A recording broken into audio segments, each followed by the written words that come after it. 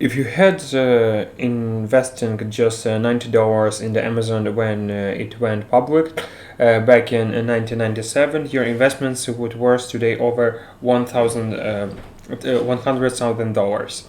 And if you would have been a little more generous and raised that number to the $900, you would be a totally official millionaire. But how is it possible that such a huge tech company with hundreds of the thousands of employees doesn't make money?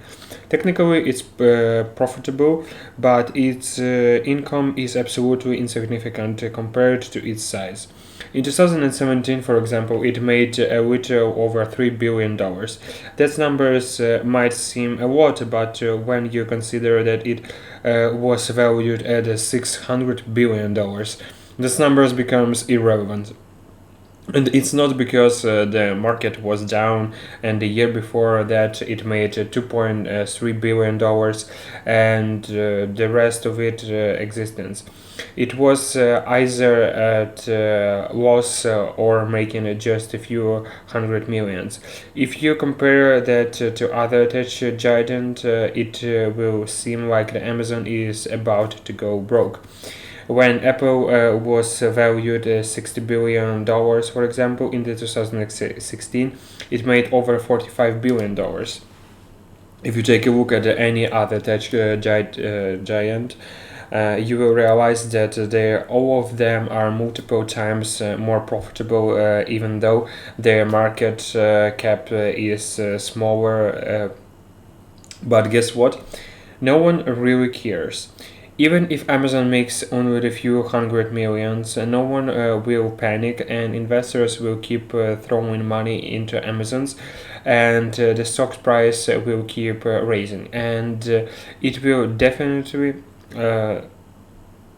definitely surpass Apple's in the coming future because a Bezos strategy. In his first letter to shareholders in 1997, he said, "It's all about the long run." In other words, Amazon would prioritize long-term advantages over the short-term profits and focus on delivering as much value as possible on their customers by lowering the price to the minimum. The psychology the philosophy behind it is simple. Attack any industry aggressively until your comparison starts bleeding and running out of cash, until you dominate the market, even if that means losing money in the short run. And once you are on the top of the hill, rewards are incredibly huge. Then you can raise the price and do whatever you want. In 2010, Amazon decided to get into the diaper businesses, and diapers.com was the leader online retailer. So Amazon simply chose to acquire that company, but the founders refuses to sell. Amazon's threatened to drive diapers price to zero if they wouldn't sell. Guess what? That's precisely what they did.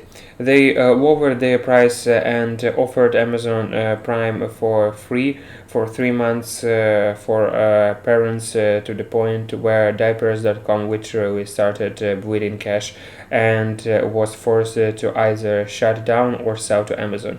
I think you can guess what happened, but that's just the many industries that Amazon tried to dominate. There is Whole Foods markets, Twitch, Audible, IMDb, Alexa, Zappos, Amazon Web Services, Amazon Studios, and the list goes on and on, where Amazon is already leading the industry or competing to get there. If there is an industry that Amazon isn't competing in yet, doesn't mean they aren't planning to take over it. However, that incredible success didn't come cheap. In 2014, Amazon introduced the Fire phone, and was ready to conquer the smartphone industry. At least that was they thought. The phone wasn't really bad. It had a lot of the new features, and many phones didn't have at its time. And it was priced just under $200. With a 2 years contract. After spending hundreds of the millions of dollars, even through Amazon, reduced their price significantly over time to the point where phones were sold at a loss. The project turned out to be a complete disaster, and Amazon had to shut it down a year later, in 2015. It's just one of many examples of the Amazon failed.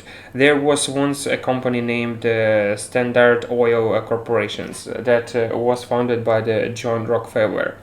The company took over its logistics and everything else and drove the price to the bare minimum, to the point where they crushed their competitions and dominated the entire oil industry. It had all the resources to control the global oil supply, but in 1911, the U.S. Justice Department sued the company and broke it down in 33 little companies. And since Amazon is taking over one industry after another, we will grow so big one day that it will be unstoppable or the end of the Standard Oil corporations. We will have to wait to see it.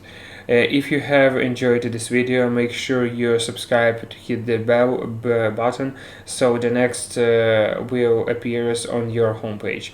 Thanks for watching and until the next time.